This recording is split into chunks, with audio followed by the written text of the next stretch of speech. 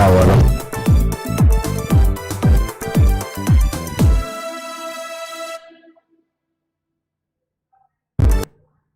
नमस्कार, आप देख रहे हैं मुद्दे की चर्चा और मैं हूं आपके साथ रितिका थपलियाल। जोधपुर में तीन बार हिंसा भड़की। जोधपुर के 10 इलाकों में कर्फ्यू है। राजस्थान में अलवर से लेकर करौली और करौली से लेकर जोधपुर और जोधपुर से लेकर भीलवाड़ा तक आखिर सांप्रदायिक घटना क्यों हो रही है? क्या यह प्रशासनिक नाकामी है? क्या यह तुष्टीकरण के कारण हो रहा है? क्या यह चुनाव के ध्रुवीकरण की सियासत है? ये तमाम सवाल हैं जो राजस्थान की घटना के बाद से खड़े हो रहे हैं। आपको बता दें, राजस्थान के जिलों में सांप्रदायिक तनाव दिखने लगा है। जोधपुर के बाद अब भीलवाड़ा में भी 2 युवकों के साथ मारपीट के बाद तनाव पैदा हो गया। इंटरनेट बंद कर दिया गया, पुलिस बल तैनात किया गया है। राजस्थान के भीलवाड़ा शहर में बुधवार देर रात 2 युवकों पर 10 से अधिक नकाबपोश लोगों ने हमला बोल दिया था। मारपीट के बाद उनकी बाइक जला दी गई। दोनों को जिला अस्पताल में भर्ती कराया गया है। हमले की वजह अब तक साफ नहीं हो पाई है। दोनों युवक एक वर्ग विशेष के होने से तनाव पैदा हो गया। पुलिस ने एहतियात के लिए इंटरनेट बंद कर दिया है। साथ ही स्थिति पर काबू रखने के लिए बड़ी संख्या में पुलिस बल तैनात किया गया है।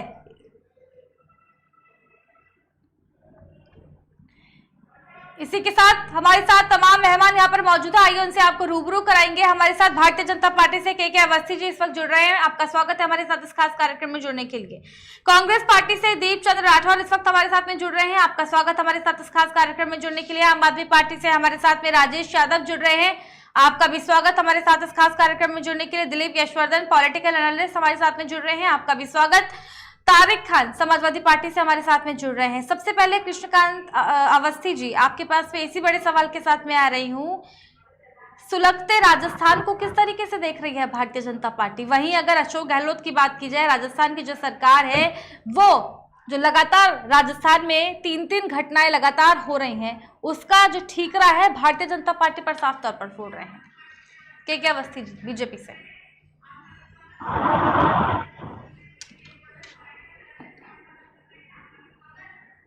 अवस्थी जी, आवाज पहुंच पा रही है? कृष्णकांत अवस्थी जी बीजेपी से हमारे साथ में आवाज आ रही है? समाजवादी पार्टी से तारिक खान जी जुड़े हैं। तारिक जी, इसी पर आपका कमेंट चाहूंगी।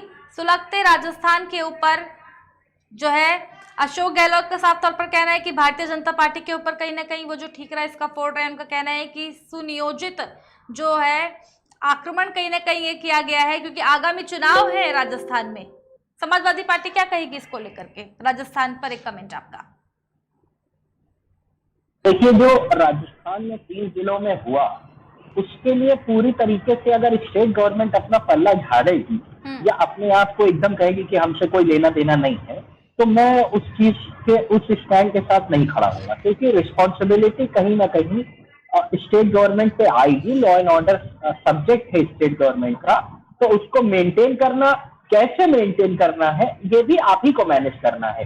अगर आपको लग रहा है कि वो मैनेज कराया जा रहा है, आप जैसे मान लेते हैं कि वो बात उनकी सही है, वहां के सीएम की, उन्होंने कहा कि आरएसएस और जो हिंदू संगठन है उनके द्वारा ये सब मैनेज कराया जा रहा है या किया जा रहा है। आप क्यों नहीं उनके ऊपर वहां पर रोक लगा रहे हैं, उनके ऊपर कार्रवाई कर रहे हैं, जब आपको पहले से ये फीडबैक हो रहा है कि वहां पर इस तरीके की चीजें प्लान की जा रही है। मैं कह रहा हूं, मान लेते हैं कि प्लान की जा रही है, तो आप उनके ऊपर सख्त कार्रवाई वहां पर करिए ताकि इस तरीके की चीजें ये कहीं पूरे हिंदुस्तान में एक रूप न ले ले। और मैं इसको एक बात और मैं कहना चाहूंगा कि इसको स्टेट गवर्नमेंट से थोड़ा ना जोड़ के देखा जाए। अगर ऐसे देखा जाए तो जो 7 स्टेटों में इस टाइम क्लैशेस हुए हैं या वायलेंस हुए हैं या जिस भी तरीके के बवाल हुए हैं, वहां पर अलग अलग सरकारें हैं हर स्टेट में। तो ये बात, इस बात से मैं वहां के सीएम की इत्तेफाक रखता हूं कि ये कहीं ना कहीं इसमें एक जो संगठन है, कुछ जो हिंदूवादी संगठन है, उनका कहीं ना कहीं इन्वॉल्वमेंट है। वो इस तरीके की भावनाएं जरूर अंदर ही अंदर भड़काई जा रही है कि आप जाएं या किसी मस्जिद के बाहर कुछ विवादित नारे लगाए गए दिल्ली में, कहीं किसी अभी जो फ्रेश केस हुआ है, वो लड़के को बाइक से उतार कर उनको मारा गया, फिर उनकी बाइक में आग लगा दी गई। तो ये आप इसमें स्टेट गवर्नमेंट देख लीजिए, अगर स्टेट गवर्नमेंट के हाथ में सब कुछ होता है, लेकिन स्टेट गवर्नमेंट अपना पल्ला नहीं झाड़ सकती, रिस्पॉन्सिबिलिटी उन्हीं पे आएगी। लेकिन रिस्पॉन्सिबिलिटी सोसाइटी की भी है और स्टेट गवर्नमेंट की भी है, दोनों को समझना पड़ेगा।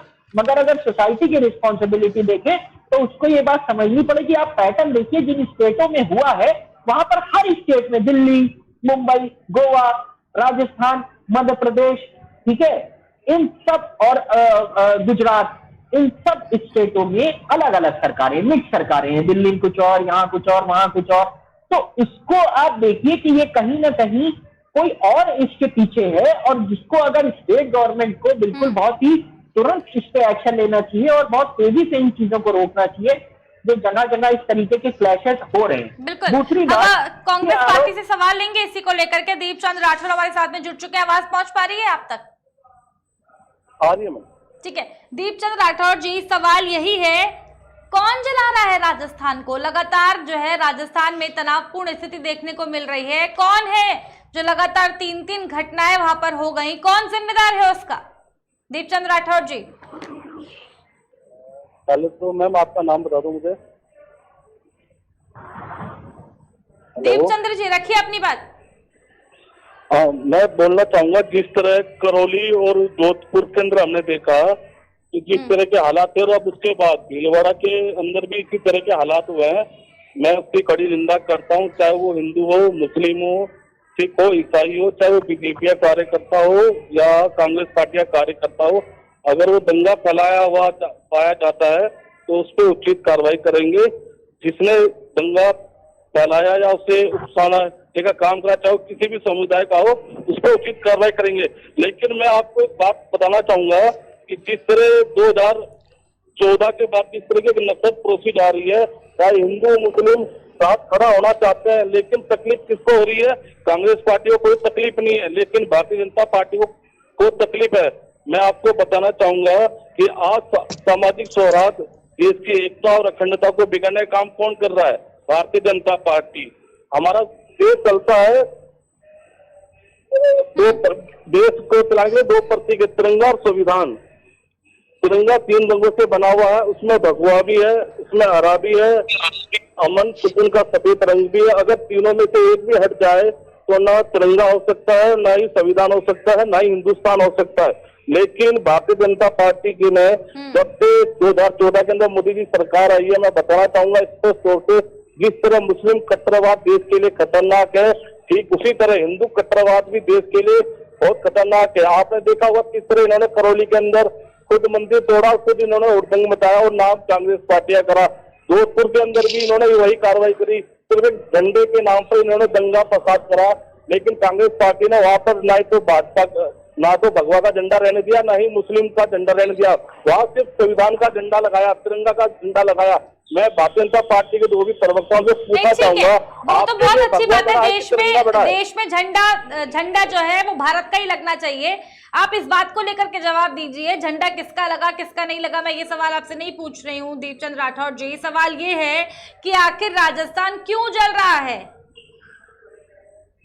राजस्थान देखो, मैं आपको बताना चाहूंगा, आज हिंदू हो चाहे मुस्लिम हो, सभी समुदाय एक साथ रहने के लिए चाहते हैं। लेकिन जब किसको हो रहा है? भारतीय जनता पार्टी को।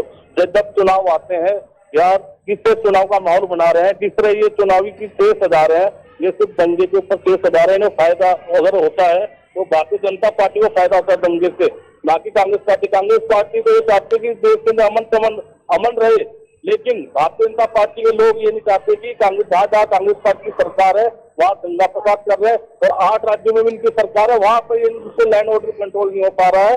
इसका भी मैं अभी तक मोदी जी ने और अमित शाह जी ने शब्द नहीं कहा। और जिस तरह कल 2 आदमियों पे सांगानेर पे हमला करा है, वो भी दंडनीय है, उसकी भी हम मतलब जो हिंसा हुई उसकी मैं कड़ी निंदा करता हूँ। जो भी इनको होगा, मैं तो एक बात कहना चाहूंगा कि इन पर राष्ट्रीय शिक्षा अधिनियम के तहत मुकदमा दर्ज होना चाहिए जो इस तरह के दंगे फसाद कर रहे हैं, चाहे किसी भी समुदाय से हो, चाहे कांग्रेस पार्टी का कार्यकर्ता हो, चाहे भारतीय जनता पार्टी का। और अशोक गहलोत की सरकार, स्पष्ट तौर से बता दूं मैडम, अशोक गहलोत जी की सरकार ने स्पष्ट कर दिया, चाहे जो भी इसमें नामचीन पाया जाएगा उस पर उचित कार्रवाई होगी। नहीं, तो सवाल तो यही है दीपचंद राठौर जी, आप जो है भारतीय जनता पार्टी पर इल्जाम लगा रहे हैं जहां पर बीजेपी का शासन भी नहीं है, जहां पर कांग्रेस पार्टी राज कर रही है, बीजेपी के कंट्रोल भी नहीं है वहां पर आप बीजेपी के सर पर इस ठीकर को कहीं ना कहीं फोड़ने की कोशिश कर रहे हैं, आप अपनी नाकामी छुपा रहे हैं। आपने देखा नहीं जिस तरह जोधपुर के अंदर उन्होंने सिर्फ झंडे के नाम पर हुड़दंग मचाया, वहां पर भगवा लगा रखा है, फिर मुस्लिम ने झंडा टाया, लेकिन कांग्रेस पार्टी ने संविधान का झंडा लगाया, तिरंगा का झंडा लगाया, उसके बावजूद भी ये हुड़दंग करते रहे। इनको भगवा प्यारा तिरंगा प्यारा नहीं है, तो कांग्रेस पार्टी को तिरंगे से प्यार है, इसलिए इसमें सभी समुदाय के लोग रहते हैं। ये भारत देश और ये भारतीय जनता पार्टी के लोग भूल चुके हैं, वो चाहते हैं सिर्फ क्षेत्रवाद, और क्षेत्रवाद मैं आपको तो बता दूं हिंसकवादी होते हैं तो हिंसा करती है। चलिए ठीक है, जवाब लेंगे केके अवस्थी जी भारतीय जनता पार्टी से हमारे साथ में जुड़े हुए हैं। आवाज आ रही है केके अवस्थी जी? जी मैडम आ रही आवाज। हाँ, सभी बातों पर आपकी प्रतिक्रिया मैं चाहूंगी। और वहीं दीपचंद राठौर जी का भी साफ तौर पर कहना है, और लगातार जो है गहलोत सरकार भारतीय जनता पार्टी के ऊपर जो है आरोप लगा रही है कि आगामी चुनाव है, इसको लेकर के राजस्थान में कहीं ना कहीं तनाव है। भारतीय जनता पार्टी पर आरोप है कि भारतीय जनता पार्टी जो है सुनियोजित तरीके से वहां पर जो है इस तरीके की घटनाएं, लगातार दंगे वहां पर हो रहे हैं राजस्थान में, क्या कहेंगे इस पर? हेलो, आवाज आई मैम? क्या आवाज आई आपको? हाँ बिल्कुल, रखिए अपनी बात। जी जी जी, नमस्कार आप सभी लोगों को। अभी जैसे कि आज का टॉपिक है भीलवाड़ा में बवाल हो रहा है, तो भीलवाड़ा में ही नहीं, कांग्रेस की जहां जहां सरकार है, जहां जहां ये लोग अपनी अक्षमता जिसको कहेंगे वो दिखाने की कोशिश कर रहे हैं, और अपना जो प्रशासनिक नाकामी है उसको बता रहे हैं। और प्रशासनिक नाकामी तो उसी की मानी जाएगी ना जिसकी सरकार होगी, सत्ता होगी, जिसने वोट देकर आपको विजयी बनाया, आपको सत्ता में काबिज किया, और उसके बाद जब आपसे कंट्रोल नहीं हो रहा है तो आपने सीधा सीधा आरएसएस और भारतीय जनता पार्टी को जिम्मेदार ठहरा दिया। आरएसएस भारतीय जनता पार्टी वहां क्या कर रही है? अगर आपकी सरकार है, अगर आपको ऐसा कोई व्यक्ति लगता है तो आप उसके खिलाफ कार्रवाई क्यों नहीं करते हैं? करौली, जोधपुर, उसके बाद भीलवाड़ा, अरे 3 जगह पर दंगे हो गए हैं। आपको यही नहीं मालूम है कि कंट्रोल कैसे किया जाता है? अरे आपको सीखना है तो माननीय योगी जी से सीखिए ना। उत्तर प्रदेश में भी तो रामनवमी हुई, उत्तर प्रदेश में भी तो और सारे त्योहार हुए, ईद भी हो गई, सब हो गया, अभी तक एक भी दंगा नहीं हुआ। तो इसका कहने का मतलब ये है कि जो आपके गहलोत जी हैं ये नाकाम व्यक्ति हैं।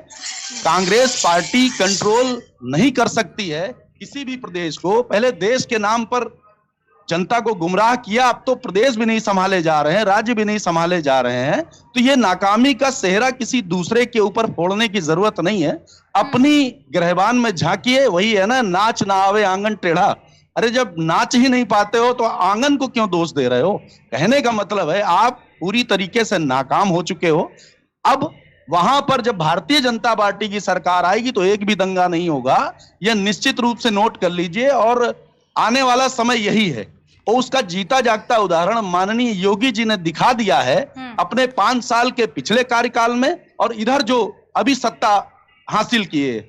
दंगे के नाम पर लोग कांपते हैं। लगातार जो विपक्ष है वो सवाल तो यही उठा रहा है, जो गैर भाजपा राज्य हैं जहां पर भारतीय जनता पार्टी की सरकार नहीं है, दंगे वहीं पर हो रहे हैं क्योंकि आगामी चुनाव है। और भारतीय जनता पार्टी साफ तौर पर आरोप है, खुलेआम जो है अशोक गहलोत आरोप लगा रहे हैं।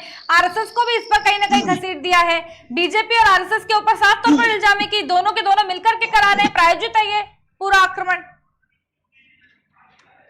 अगर इसको उल्टा देख लिया जाए, अगर इसको उल्टा समझ लिया जाए तो माननीय योगी जी की सत्ता में समाजवादी हो, कांग्रेस हो, आप पार्टी हो और पार्टियां, किसी की औकात नहीं है, किसी की हिम्मत नहीं है यहां पर गुंडई करके देखे, यहां पर किसी प्रकार की कोई बदतमीजी करके देखे। तो ये सेम वही है कि अगर आप वहां पर कंट्रोल करने की पावर रखते हो, अगर आपको ऐसा लगता है कि वहां पर भारतीय जनता पार्टी के लोग कर रहे हैं तो आप उनको पकड़ के क्यों नहीं बंद करते हैं? आप इसका मतलब आप दोषारोपण कर रहे हो, आपके पास कोई भी साक्ष्य नहीं है। और धर्म के नाम पर भारतीय जनता पार्टी ने कभी राजनीति नहीं करी। अभी हमारे भाई जी कह रहे थे कि हिंदूवादी संगठन, मतलब ये आतंकवादी संगठन हो गए।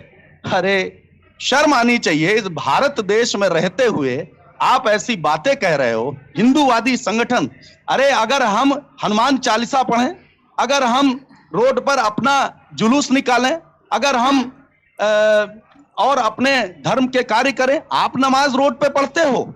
आप अभी तक रोड पर पूरा चारों तरफ से जाम कर दिया आपने, रोड पर पूरा जनता को निकलने नहीं दिया, चाहे वो एम्बुलेंस हो, चाहे जितनी भी दिक्कतें पब्लिक को करनी पड़ी हो, आपने नंगा नाच किया रोड पर, रोडों को कब्जा किया, पूरी तरीके से नमाज अदायगी करी। और धर्म के नाम पर राजनीति भारतीय जनता पार्टी करती है।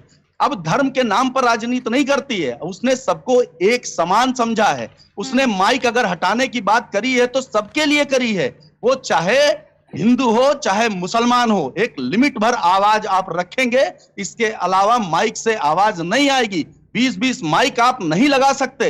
ये तो कानून का राज है ना। इसमें अगर धर्म की बात कर रहे हो, आप हिंदू धर्म को आतंकवादी कर रहे हो। अरे आप जितने आतंकवादी पकड़े हैं, एक भी हिंदू का नाम बताइए ना। अगर आप हिंदू आतंकवाद कहते हो, मुसलमान के ही नाम क्यों आते हैं? अरे आप तो पढ़े लिखे हो, एक भी हिंदू का नाम बताइए ना। जितने भी आतंकवादी, पूरी दुनिया की बात मैं कर रहा हूं। अरे छोड़िए, देश की बात छोड़िए, मतलब पूरे संसार में आतंकवादी मुसलमान ही नाम क्यों होता है? हर बात में आतंकवाद सर। आप हिंदू को आतंकवादी कह रहे हो, हिंदू आतंकवाद संगठन कह रहे हो। क्या कहना चाहते हो आप? आपने सीधा हिंदूवादी संगठन जो आतंकवाद है उनको कहा है आपने? नहीं, आतंकवाद मैंने बोला ही नहीं, आप बोल रहे हो। मैंने खाली बोला हिंदूवादी संगठन। हिंदूवादी संगठन, आपने आतंकवाद कहा, उनको आतंकवादी संगठन कहा है। नहीं, आप मैडम से पूछिए, मैंने लिख रखा है आपने जो स्टेटमेंट दिया है। मैंने कहा हिंदूवादी संगठन, मैंने बोला, आतंकवाद नहीं बोला। आप देख लीजिए, फिर से रिव्यू करिए। ठीक है, आतंकवाद को लेकर के ये चर्चा हमारी नहीं, मैं आगे बढ़ रही हूँ। दिलीप यशवर्धन हमारे साथ में पॉलिटिकल एनालिस्ट यहाँ पर जुड़े हुए हैं। सर, किस तरीके से देख रहे हैं, लगातार देश के अलग अलग कोने से हिंसात्मक घटनाएं सामने आ रही हैं, जो दंगे लगातार हो रहे हैं, रामनवमी से लेकर हनुमान जयंती और फिर ईद पर भी जो दंगे हमने देखे, उसको लेकर के कई तरह के सवाल खड़े हो गए हैं राज्य और केंद्र की सरकारों पर। क्या कहेंगे आप दिलीप यशवर्धन जी? और दूसरी तरफ जो है अशोक गहलोत सरकार की अगर बात की जाए, वो साफ तौर पर इसका ठीकरा जो है केंद्र सरकार पर फोड़ रही है, भाजपा पर फोड़ रही है। क्या कहेंगे इस पर दिलीप यशवर्धन जी? मैडम, इस देश में राजनीति, धर्म और दंगे, इन दो पहियों पे खड़ी होती है। दो पैर हैं ये राजनीति के, धर्म और दंगे। और धार्मिक दंगे उसका एक एडिशनल रूप है। और ये सारी की सारी चीजें राजनीति से कहीं ना कहीं जुड़ी हुई हैं। ये तो पहली बात हो गई। दूसरी बात, जो गहलोत साहब राजस्थान में हो रहे दंगों का ठीकरा केंद्र सरकार पर फोड़ रहे हैं, या भारतीय जनता पार्टी के ऊपर फोड़ रहे हैं, या वो हिंदूवादी संगठन के ऊपर फोड़ रहे हैं, तो वो साफ साफ पब्लिक में अपनी एडमिनिस्ट्रेटिव नाकामी को बता रहे हैं। दंगा चाहे भाजपा कराए, चाहे हिंदूवादी संगठन कराए, चाहे मुस्लिम संगठन कराए, और चाहे कोई कराए, दंगा होता है। उस दंगे को कंट्रोल करने का काम राज्य सरकार का होता है। और राज्य सरकार अगर ये कहेगी कि दंगा हम नहीं कंट्रोल कर पा रहे हैं क्योंकि ये कहीं और से प्रायोजित हो रहा है, तो फिर आपको तुरंत इस्तीफा दे देना चाहिए। आपको ये मान लेना चाहिए कि आपके अंदर एडमिनिस्ट्रेटिव कैपेबिलिटी नहीं है। और जनता ने जिस सुरक्षा के लिए आपको चुन करके गद्दी पर बैठाला था, वो गद्दी अब आपके मतलब की नहीं है। मैं उन कारणों पे नहीं जा रहा हूं कि दंगे किस कारण से हुए। कारण कोई भी हो, हर कारण का निवारण सरकार के पास होता है। अगर आपकी पॉलिटिकल विल, आपकी एडमिनिस्ट्रेटिव विल स्ट्रांग है, तो किसकी मजाल होगी जो आपके प्रदेश में दंगा करके चला जाएगा? और कहां जाएगा? प्रदेश के बाहर कहां जाएगा? अगर वहां पर दंगा हो रहा है और प्रायोजित हो रहा है, तो पुलिस आपके पास है, इन्वेस्टिगेटिंग एजेंसीज जिन पर स्टेट का कंट्रोल होता है वो आपके पास है। आपको बंद करने का अधिकार है, आपको मारने तोड़ने का अधिकार है, आपको लाठीचार्ज करने का अधिकार है, आपको इमरजेंसी में गोलियां चलवाने का अधिकार है। तो आपने उन अधिकारों को सुरक्षित क्यों करके रखा हुआ है? सिर्फ पॉलिटिकल स्टेटमेंट देने के लिए कि ये दंगा हमारी वजह से नहीं हो रहा है, किसी और की वजह से हो रहा है, या केंद्र सरकार की वजह से हो रहा है। इस देश में जब कॉन्स्टिट्यूशनल ढांचा तैयार किया गया था, तो इसी लॉ एंड ऑर्डर को मेंटेन करने के पर्पज से जो पुलिस है उसका कंट्रोल स्टेट्स को दिया गया था, सेंट्रल को नहीं दिया गया था। हर चीज का एक एडमिनिस्ट्रेटिव ढांचा है, उस ढांचे का क्या पर्पस है, उस पर्पस को भी उन लोगों को समझना चाहिए जो पब्लिक रिप्रेजेंटेटिव्स होते हैं और पब्लिक की सुरक्षा के लिए कॉन्स्टिट्यूशनल पदों पर बैठते हैं। आपको पुलिस इसीलिए दी गई थी कि लॉ एंड ऑर्डर, पब्लिक की सुरक्षा के लिए आप मेंटेन करेंगे। आप कारणों का रोना नहीं रोएंगे, कारणों का रोना तो पब्लिक रोती है कि भाई इस कारण से ये हो गया, इस कारण से हो गया। सरकार कारण बताने के लिए नहीं होती है, सरकार निवारण देने के लिए होती है। बिल्कुल यशवर्धन जी, सवाल यही है कि जहां पर भारतीय जनता पार्टी का कंट्रोल भी नहीं है, वहां पर इस तरह की घटना हो जाती है और उसके बावजूद आप बीजेपी पर ठीकरा फोड़ रहे हैं। नहीं, मैं एक बार इल्जाम मान लेता हूं कि भारतीय जनता पार्टी ने दंगा कराया, राजनीतिक उद्देश्य से कराया, इलेक्शन आने वाले हैं वहां पर, मैं ये मान लेता हूं कि इलेक्शन आने वाले हैं राजस्थान में और भारतीय जनता पार्टी ने सुनियोजित तरीके से ये दंगा कराया। लेकिन वहां की सरकार क्या कर रही है? सरकार तो विफल नहीं है ना। सरकार क्या भारतीय जनता पार्टी के आगे नतमस्तक है या सरकार भारतीय जनता पार्टी के आगे कमजोर है? वो सरकार है, यहाँ पार्टी की बात नहीं। एक तरफ राजनीतिक पार्टी है और एक तरफ सरकार है, और राजनीतिक पार्टी और सरकार में कोई कंपैरिजन नहीं हो सकता है। सरकार हमेशा ऊंची होती है, ताकतवर होती है, पावरफुल होती है, और वो इस बात का रोना नहीं रो सकती है कि किसी राजनीतिक पार्टी की वजह से हमारे प्रदेश में दंगा होगा। ठीक है, बिल्कुल इस पर जवाब लेंगे। उसके बाद आम आदमी पार्टी के पास में आ रही हूं। हमारे साथ में यहाँ पर कांग्रेस पार्टी से जुड़े हुए हैं दीपचंद राठौर जी। सवाल यही है, जब कानून व्यवस्था आपका मामला है, जब ये राज्य सरकार के अंदर आता है, उसके बाद सीएम गहलोत ये क्यों बार बार बोल रहे हैं कि केंद्र सरकार जांच कराए, कमेटी बिठाए, फिर ये क्यों बोल रहे हैं बार बार दीपचंद राठौर जी? और सवाल वही है जो दिलीप यशवर्धन जी ने कहा कि चलिए अगर मान लेते हैं कि बीजेपी ने ही दंगा करवाया है, तो क्या आपने घुटने टेक दिए क्या? राठौर जी, कारण तो उचित कार्रवाई के लिए मैं बोलना चाहूंगा भी भारतीय जनता पार्टी प्रवक्ता ने कहा था कि हिंदू संगठन कट्टरवादी या आतंकवादी ऐसी बात है। तो मैं आपको बताना चाहूंगा मैडम जी कि आप पीएफआई और सीएसआई को बैन करिए। मध्य प्रदेश, कर्नाटक, 8 साल में आपकी सरकार, 18 राज्यों में आपकी सरकार है। जब इनके सांसद तेजस्वी सूर्या शायद भूल गए कि 15 सितंबर 2020 को उन्होंने सदन में पूछा था कि पीएफआई को बैन कब करेंगे, देश में उन्माद संपत्ति फैलाते हैं, तो खुद गृह मंत्रालय में सन्नाटा छा गया था और अमित शाह के मुंह से तब तक नहीं निकला। अगर पीएफआई को बैन कर देंगे तो 200 रफल किसके ऊपर फोड़ेंगे? असली बात तो यह है, लोहियापुर सरदार पटेल ने एक बार में हिंसा और अनुमान फैलाने वाले आरएसएस को इसको लेकर के हम अलग से चर्चा करेंगे। अभी मेरा सवाल ये है, मेरा सवाल सुन लीजिए दीपचंद राठौर जी। 4 फरवरी 1948 में 5 दिन के अंदर महात्मा गांधी के हत्यारे को, जिन्होंने आरएसएस को बैन किया था और ये कहा था कि हिंसा फैलाने वाली ऑर्गेनाइजेशन जो भी है उसका अंत होना चाहिए, और महात्मा गांधी जी के हत्यारे के साथ जो हुआ उन्होंने वो करके दिखाया। लेकिन आज जितने भी हिंदू संगठन की आड़ में जो उन्माद फैला रहे, देश की एकता, अखंडता को, ढांचा को बर्बाद करने लग रहे हैं, वो भारतीय जनता पार्टी के सुरक्षा में। आपने देखा किस तरह खुले में ये नरसिंह राव उल्टे बयान देते हैं, उनको सपोर्ट क्यों मिल रहा है? क्योंकि भारतीय जनता पार्टी उनके पीछे खड़ी है। ये कारण है कि ये खुले में हिंदू संगठन मतलब दंगा फैलाने की बात करते हैं। अगर भाई मैं आपको बताना चाहूंगा, आज सारा सवाल क्या है मैडम जी, धर्म और देश और कानून का है। जहां तक धर्म का सवाल है, कोई भी धर्म नहीं कहते कि दंगा करो, लेकिन सारे दंगे की जड़ और बुनियाद धर्म बन जाती है। कोई भी धर्म नहीं कहता कि नफरत करो, लेकिन सारी नफरत फैलती है। अब दंगे में धर्म को बीच में मत लेकर आइए प्लीज, मेरी बात सुनिए। सवाल ये है, जब कानून व्यवस्था आपका मामला है, जब ये राज्य के अंदर आता है, तो बार बार सीएम अशोक गहलोत ये बात क्यों कह रहे हैं कि केंद्र जो है कमेटी बिठाए, केंद्र जो है जांच कराए? आपने घुटने टेक लिए क्या? आप झुक गए क्या भाजपा के सामने? बैन लगाइए ना मैडम जी। ये जिस तरह कट्टरपंथी संगठन पॉपुलर फ्रंट ऑफ इंडिया जिस तरह आज देश के अनुवाद फैला रहे, देश की एकता अखंडता पर इन्होंने प्रहार कर रखा है, उसके ऊपर मोदी जी और अमित शाह एक शब्द नहीं बोलते।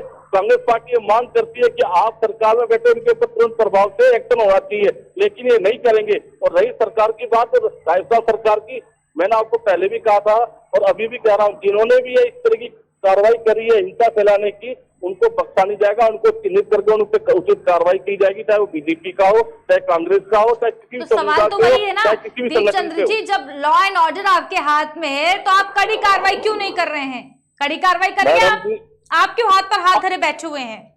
आपने देखा बीजेपी के ऊपर इल्जाम लगाना आसान, बीजेपी के ऊपर इल्जाम लगाना आसान है, उनके ऊपर सख्त कार्रवाई क्यों नहीं करते? उस पर क्यों नाकाम साबित हो रही है? करौली के अंदर 34 पार्षदों ने मिलकर कमेटी चैन बनाकर मंदिर को तोड़ा और इल्जाम किस पे लगाया? कांग्रेस पार्टी पे। खुद इनके करोड़ीमल नेता सांसद उन्होंने भी कहा कि भारतीय जनता पार्टी ने गलत कदम उठाया है, लेकिन उसका भी ठीक रहा, कांग्रेस पार्टी को तोड़ा गया। तो ये खुद ही करते, खुद ही ये दंगा फैलाने की बात करते हैं और खुद ही उस पर मरहम लगाने की बात करते हैं। लेकिन अब देश ने भी देख लिया, जनता ने भी देख लिया है कि किस तरह भारतीय जनता पार्टी उड़दंग फैला रही है, नफरत की जो एक बीज बो रही है। मैं आपको बताना चाहूंगा आपके चैनल के माध्यम से, आज इस तरह भारतीय जनता पार्टी जो नफरत के बीज बो रही है, आने वाले समय में उसको काटना बड़ा मुश्किल होगा। चलिए ठीक है, मैं लौटूंगी आपके पास भी। हमारे साथ आम आदमी पार्टी से राजेश यादव भी जुड़े हुए हैं। राजस्थान जो लगातार जल रहा है उस पर आपका एक कमेंट आम आदमी पार्टी का, राजेश यादव जी। रितिका जी देखिए,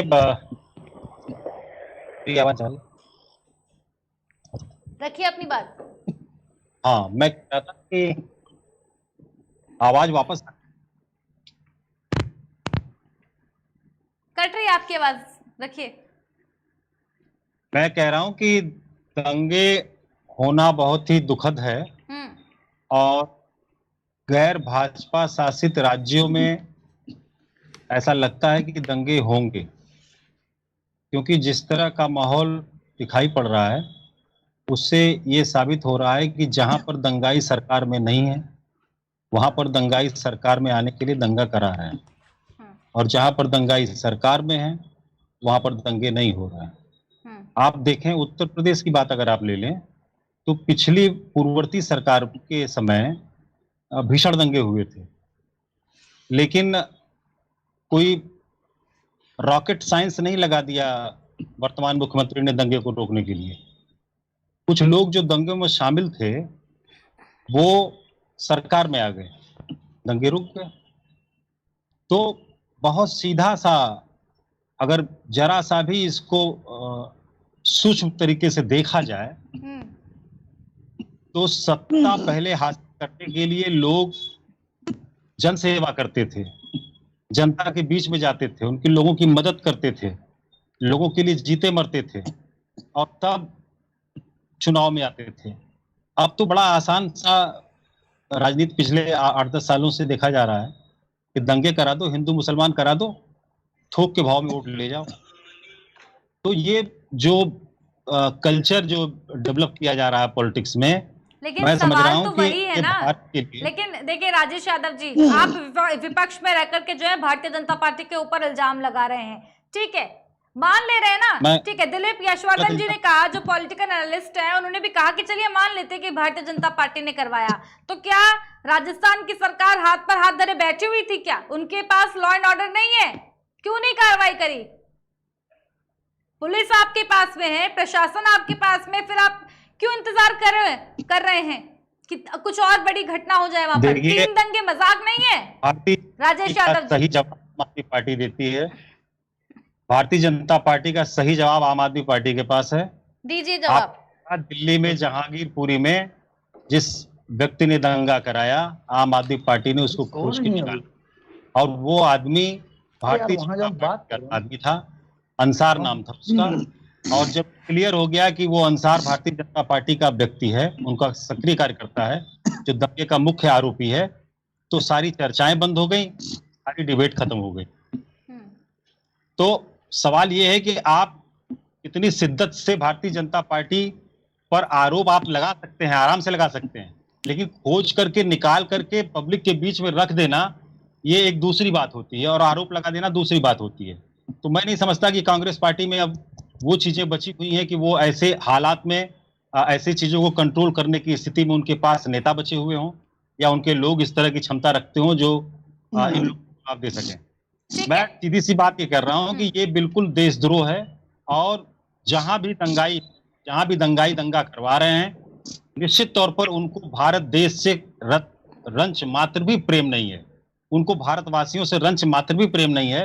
वो हिंदू हो, मुसलमान हो, सिख हो, ईसाई हो, किसी वर्ग के हो, किसी जाति के हो, किसी धर्म के हो, उनके साथ कड़ी से कड़ी कार्रवाई होनी चाहिए। और जो भी सरकार हो, चाहे वो कांग्रेस की सरकार हो या कोई अन्य सरकारें हो, जरा सा भी इसमें कहीं मुरुव्वत बरतने की जरूरत नहीं है। ठीक है, के अवस्थी में लौटूंगी आपके पास राजेश यादव जी। के अवस्थी जी, पहले- आम आदमी पार्टी भी साफ तौर पर आप पर इल्जाम लगा रही है, जितने भी विपक्षी पार्टी है सबका कहना है कि ये आम आदमी, ये जो है भारतीय जनता पार्टी ने ही करवाया है, जहां पर गैर भाजपा राज्य है भारतीय जनता पार्टी चुनाव जीतने के लिए जो है इस तरीके के जो दंगे फसाद है वो लगातार करवाती है। क्या कहेंगे अवस्थी जी? फिर आ रहे हैं दिलीप केशवाल जी। अब आप पार्टी के प्रवक्ता महोदय से मैं क्या कहूं, अब ये बता रहे थे रॉकेट साइंस नहीं है योगी जी ने लगाया है, एक बुलडोजर साइंस और ठोको साइंस लगाया है, मालूम है ना आपको? हाँ, तो वही जरूरत है। वो आपके जो मुख्यमंत्री जी है ना, अरे सुनिए बीच में मत बोलिए, मैं बोल रहा हूँ। अच्छी तरह से रॉकेट साइंस की जरूरत नहीं थी, वहां पर जरूरत थी बुलडोजर साइंस की और ठोको। जो गुंडे थे, जो मावाली थे, जो बदमाश थे, जो तो अरे आप बीच में मत बोलिए ना, बीच में मत बोलिए, अब सुन भी लीजिए, मैं बड़ी देर से सुन रहा हूँ आपको, बड़ी देर से सुन रहा हूँ, सुनने का थोड़ा प्रयास करिए। मैं मौका दूंगी आपको बोलने का राजेश। हाँ, तो वो जो साइंस था ना, वो माननीय योगी जी का साइंस वो बिल्कुल सटीक बैठा है, और यही साइंस आप अपने यहाँ क्यों नहीं लगाते हैं? भाई कांग्रेस के प्रवक्ता अभी बोल रहे थे कि हिंदू संगठन उन्माद करते हैं। अरे हिंदू आप नहीं हो, आप भी क्या गुंडे हो? या हिंदू के जितने हिंदू जो पुजारी हैं, या हिंदू जो हनुमान चालीसा करते हैं, या मंदिर में जागरण करते हैं, या तो वो सब गुंडे हैं क्या? आप लोग किस तरीके का स्टेटमेंट दे रहे हो? बोलते समय कम से कम एक बार अपने शब्दों को सोचिए। हिंदू संगठन गुंडे हो गए, आप इस तरीके के शब्दों का इस्तेमाल कर रहे हो। आप पूरे समाज को गलत तरीके से पेश करने की कोशिश कर रहे हो। सामाजिक ये डिबेट हो रही है, सब लोग सुन रहे हैं, आप क्या प्रचार करना चाहते हो? क्या कांग्रेस ने अपने समय में ईसाइयत को प्रमोट नहीं किया? कितने मिशनरीज बन गए, कितने चर्च बन गए, कितने बुरी तरीके से हिंदू का कन्वर्जन हुआ, आप लोगों ने नहीं देखा? आज बात कर रहे हो कांग्रेस ने, तो ये तो सोनिया गांधी जी बाहर से आई हैं। भाई बाहर से विदेश के व्यक्ति को क्या हिंदुस्तान से प्यार होगा?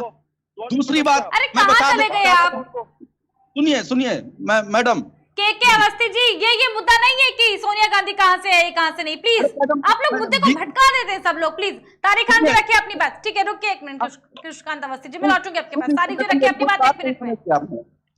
देखिए मैं जो कह रहा हूँ बात, जो इन्होंने कहा कि मैंने आतंकवादी संगठन नहीं कहा, मैंने, आप रिकॉर्ड देख लीजिएगा, मैंने कहा हिंदूवादी संगठन। अब उसको किस तरीके से बुलाया जाए ये बता दें, मगर ऐसा कुछ नहीं है कि जो संगठन है उनका रिस्पेक्ट नहीं है। वो किसी भी तरीके के संगठन हो, हिंदुस्तान तो देश ही रहा है संगठन का। दूसरी बात, ये जो जितने भी घटनाएं हुई हैं इन 7-8 स्टेटों में, उनका आप तरीका देख लीजिए। एक तरफ से इन चीजों को भड़काने की कोशिश हो रही है, जिस चीज को रोकना वहां की स्टेट गवर्नमेंट की सबसे ज्यादा रिस्पॉन्सिबिलिटी हो जाती है। एक साइड से एक धर्म के लोग दूसरे धर्म के लोगों के पास जाकर उनको बाकायदा उकसाने की कोशिश कर रहे हैं। ये हिंदुस्तान मिक्स्ड लोगों का देश है, यहाँ पर ये करना बिल्कुल भी गलत है और नाजायज है। दूसरी बात, अभी बीजेपी के प्रवक्ता ने कहा कि हमारी सरकार आने दीजिए तब ये सब खत्म हो जाएगा। तो ये कहीं ना कहीं ये सेल्फ गोल तो नहीं कर रहे हैं कि हम ये सब करा रहे हैं ताकि हमारी सरकार आ जाए, है ना? तो ये तो कहीं ना ये बात इनकी एक सेल्फ गोल तरीके से हो रही है कि हमारी सरकार आने दीजिए। इसका मतलब है आप चाहते हैं कि ये सब हो और फिर आपकी सरकार आ जाए। दूसरी बात है, सुनिए, आपने कहा कि उत्तर प्रदेश में, बस आप अभी बोलिएगा, आप सत्ता में सबसे ज्दा आप ही बोलेंगे।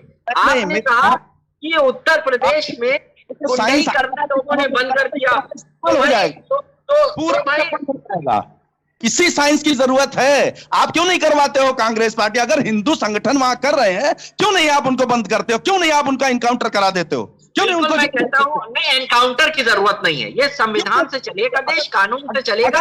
अगर कोई खराब कर रहा है तो आप क्यों नहीं इनकाउंटर करते हो? क्यों नहीं आपको एनकाउंटर करने की जरूरत ही नहीं है। आप कानून का पालन कराइए, एनकाउंटर करने की क्या जरूरत है? ये नीति बिल्कुल है अपने प्रदेश को चलाने की। उसका दोषारोपण आरएसएस पे मत करिए, भारतीय जनता पार्टी में मत करिए, ये गलत बात है। आप अच्छी तरीके से जान रहे हो कि वहां पर गहलोत जी इस लायक नहीं है कि मुख्यमंत्री रह सके, और वहां पर ये जो बराबर जो तभी आप ये सब करा रहे हो ताकि जल्दी से आपका मुख्यमंत्री बन जाए और फिर आप ठोको और बुलडोजर लेके निकलो और कानून की धज्जियां उड़ाओ। शायद यही वजह है। गहलोत जी से बोलो उनको भी ठोके जो गलत काम कर रहे हैं, वो किसी भी पार्टी के हो, क्यों नहीं करते हो आप? आपके अंदर सिर्फ ठोकना थोड़ी ना, पुलिस है, कानून के सामने, जज के सामने ले जाए, जज फैसला करेगा ना। क्या आप हिंदुस्तान में जुडिशरी सिस्टम को खत्म करना चाहते हैं क्या? वो कानून ही अपना काम करता है, कानून ही ठोकता है। अगर गलत है तो कानून नहीं ठोक रहा है, सरकार ठोक रही है। कानून और सरकार में फर्क समझिए, जज और सरकार में फर्क समझिए। आप जज मत बनिए, आप सरकार बनिए, पुलिस बनिए। पुलिस का काम है कि जो हो रही है, बुलडोजर भी चल रहा है तो पूरा संवैधानिक रूप से, पूरा कानूनी प्रक्रिया के तहत सारे काम हो रहे हैं। बुलडोजर आपका उत्तर प्रदेश में तरफा क्यों चल रहा है, इसको बता दीजिए एक बार। एक पॉइंट मेरा जवाब दे दे। बुलडोजर आपका आशीष मिश्रा के घर गया, ब्रजेश सिंह इतने बड़े बदमाश है गया, यहाँ पर बड़े बड़े आपके धर्मगुरु उल्टी सीधी बातें कर रहे हैं, मुसलमानों को मारने काटने की बात कर रहे हैं, जिसमें बजरंग मुनि है, नरसिम्हानंद है, कालीचरण है, साध्वी है। उनके ऊपर क्यों नहीं हुई पैरवी? आप बहुत बातें कर रहे हैं, उनके ऊपर क्यों नहीं हुई? बुलडोजर आपका कहाँ है? बुलडोजर आपका सो गया है या पंचर हो गया या चलना भूल गया? ठीक है, बुलडोजर को लेकर के कार्यक्रम नहीं है। सीए में थाने को फूकने वाले कौन है? जिनके पोस्टर लगा के योगी जी ने उनका घर को कराया, वो कौन लोग हैं? अभी मैंने सवाल आपसे पूछा, जो उसका जवाब दीजिए। आप सवाल पे सवाल ना करें। जो गलत करेगा उसके घर पे बुलडोजर चलेगा। तो ये लोग गलत कर रहे हैं या नहीं कर रहे हैं? जो कह रहे हैं कि मुसलमानों को घर से निकाल के मार डालो, ये गलत है या नहीं? कह रहा है, कौन कह रहा है? आपके भी तो ओवैसी जी बोलते हैं कि 15 मिनट। ओवैसी ये तो नहीं कहते हैं, ओवैसी को मैंने नहीं सुना, आप स्टेटमेंट दिला दिए। ये तो खैर दोनों के बीच में कॉम्पिटिशन चल रहा है कि आपके ओवैसी बोल रहे हैं, आपके धर्मगुरु बोल रहे हैं। ठीक है, आगे बढ़ेंगे प्लीज। इसको लेकर के आज चर्चा नहीं है हमारे बीच में। पुलिस हटा दीजिए, पूरे हिंदुओं खत्म कर देंगे। दिलीप यशवर्धन जी, सवाल आपसे ले रही हूँ। आखिरी कुछ एक दो सवाल आपसे ले लेते हैं। क्या ये तुष्टीकरण के कारण देश लगातार जल रहा है? किसको फायदा हो रहा है देश को जलाने से? और देश जो लगातार ये जल रहा है, देश के कोने कोने से हिंसात्मक घटनाएं सामने आ रही हैं, लगातार देश जल रहा है, कौन है इसका जिम्मेदार और किसको मिल रहा है फायदा? रितिका जी, जिम्मेदार तो राजनीति है, और जो धार्मिक उन्माद लोगों के अंदर भर दिया गया है वो किसी के भी द्वारा भर दिया गया। जो कट्टरपंथ होता है वो कट्टरपंथ खराब होता है। वो कट्टरपंथ चाहे मुसलमानों का हो चाहे हिंदुत्व का हो, किसी भी धर्म का जो कट्टरपंथ है वो खराब होता है। और कट्टरपंथ हमेशा आपको गलत रास्ते पे लेकर के जाएगा, सही रास्ते पे नहीं लेकर के जाएगा। अब रही बात जो आतंकवाद है, जो दंगे हो रहे हैं, उससे फायदा किसको होता है? तो इससे दो लोगों को फायदा होता है। एक तो वो व्यक्ति जो राजनीतिक उद्देश्य से इसमें रोटियां सेकना चाहता है, उसको फायदा होता है, अनडाउटली उसको फायदा होता है। दूसरा वो लोग जो धर्म की आड़ लेकर के आतंकवाद को बढ़ावा देना चाहते हैं, या जो धर्म का गलत इंटरप्रिटेशन करके मानवता के खिलाफ काम कर रहे हैं, मानवता के खिलाफ लोगों को भड़का रहे हैं, उन दो लोगों को फायदा होता है। और अल्टीमेटली इसकी जो जड़ें हैं वो जड़ें जाकर के राजनीति के पेड़ में ही समाती है, क्योंकि राजनीति का पेड़ एक ऐसा है जिस पर अलग अलग तरह के फल लगते हैं। वो फल कोई आतंकवाद के रूप में देख रहा है, कोई धर्म के रूप में देख रहा है, कोई अजान के रूप में देख रहा है, कोई हनुमान चालीसा के रूप में देख रहा है, और कोई किसी रूप में। एक सवाल और यहाँ पर ऐड करना चाहूंगी। जनता के परिप्रेक्ष्य की अगर बात की जाए, हिंदू शोभा यात्रा पर भी पथराव होता है, वही ईद पर भी पथराव होता है। दोनों ही त्योहारों पर, दोनों ही समुदाय के त्योहारों पर अगर इस तरह की तनावपूर्ण स्थिति रहती है और बीजेपी कांग्रेस विपक्ष पर निशाना साधती है और विपक्ष जो है भारतीय जनता पार्टी पर निशाना साधते हैं, तो ना तो फिर इस देश में मुसलमान कहीं ना कहीं सुरक्षित नहीं है और फिर हिंदू भी सुरक्षित नहीं, क्योंकि दोनों के त्योहारों पर तो पथराव हो रहे हैं ना सर। दोनों समुदाय के लोगों के बीच में लड़ाई हो रही है। ना तो मुसलमान कहीं ना कहीं फिर सुरक्षित हम कह सकते हैं और ना ही फिर हिंदू सुरक्षित है। जनता क्या करे ऐसे में? कौन सी सरकार चुने? ये भी तो एक बड़ा प्रश्न खड़ा हो गया इस तरह की स्थिति से सर। रितिका जी, मेरा अपना ये मानना है कि जो धर्म है वो धर्म एक दायरे में मनाया जाना चाहिए। धर्म सड़कों का विषय नहीं है, धार्मिक प्रदर्शन सड़क पर दिखाने वाला विषय नहीं है। चाहे वो नमाज की बात हो, चाहे वो शोभा यात्रा की बात हो, जो पारंपरिक शोभा यात्राएं निकलती है, भगवान जगन्नाथ की यात्रा निकलती है जो हजारों साल से निकलती आ रही है, वो निकलनी चाहिए, वो पारंपरिक है। लेकिन इसके अलावा जो बहुत अब हर धार्मिक मौके पर एक शोभा यात्रा निकाली जाती है, और वो शोभा यात्रा धर्म के मद्देनजर नहीं होती है। या जो सड़कों पर नमाज पढ़ी जाती है वो अल्लाह की इबादत के लिए नहीं पढ़ी जाती है, वो स्ट्रेंथ दिखाने के लिए पढ़ी जाती है कि देखो हमारी संख्या इतनी ज्यादा है। तो धर्म के सहारे आप अपना बाहुबल दिखाने की कोशिश करते हैं। सरकार को और कानून को इस बाहुबल पे रोक लगाना चाहिए। आपको नमाज पढ़नी है मस्जिद के अंदर पढ़िए, आपको पूजा अर्चना करनी है मंदिर के अंदर करिए, ना तो कोई शोभा यात्रा निकलनी चाहिए, ना सड़कों पर नमाज होनी चाहिए, ना किसी तरह का धार्मिक जो प्रदर्शन होता है, जो धार्मिक कार्यक्रम होते हैं वो सड़कों पे नहीं होने चाहिए। बड़े धार्मिक कार्यक्रम हैं तो जैसे बंद स्थलों पर पब्लिक का कार्यक्रम होते हैं उस तरीके से पब्लिक कार्यक्रम होने चाहिए और बाकायदा सरकार की परमिशन के साथ होने चाहिए, और जो रूट दिया जाता है उसी रूट पर होना चाहिए, और उस रूट की सुरक्षा देना ये सरकार का काम है, चाहे वो किसी भी धर्म की यात्रा नहीं। ठीक है दिलीप जी, बहुत बहुत धन्यवाद आप सभी का हमारे साथ इस खास कार्यक्रम में जुड़ने के लिए। आपको बता दें कि जोधपुर में लगातार 3 बार हिंसा भड़की। जोधपुर के 10 इलाकों में कर्फ्यू है। राजस्थान में अलवर से लेकर करौली और करौली से लेकर जोधपुर और जोधपुर से लेकर भीलवाड़ा तक लगातार तनाव राजस्थान में कहीं ना कहीं देखा जा रहा है। सवाल कई है कि आखिर राजस्थान को जलाने से किसको बेनिफिट है। वहीं अगर बात की जाए सीएम की अशोक गहलोत की, उन्होंने साफ तौर पर इसका ठीकरा जो है भारतीय जनता पार्टी पर फोड़ा है। वहीं भारतीय जनता पार्टी का कहना है कि अगर आप राजस्थान को नहीं संभाल सकते हैं, अगर वहां के प्रशासन आपसे फेल हो रहे हैं, आप नहीं राजस्थान की जनता को संभाल पा रहे हैं, राजस्थान को संभाल पा रहे हैं, तो आप साफ तौर पर इस्तीफा दे सकते हैं। अब देखने वाली बात यह होगी कि आखिर कब तक जो ये तनाव है, ये तनावपूर्ण जो स्थिति है, ये कब तक बनी रहेगी। बहुत बहुत धन्यवाद आप सभी का हमारे साथ इस खास कार्यक्रम में जुड़ने के लिए। खास कार्यक्रम में केवल इतना ही, बने रहिए हमारे साथ, देखते रहिए केकेडी न्यूज।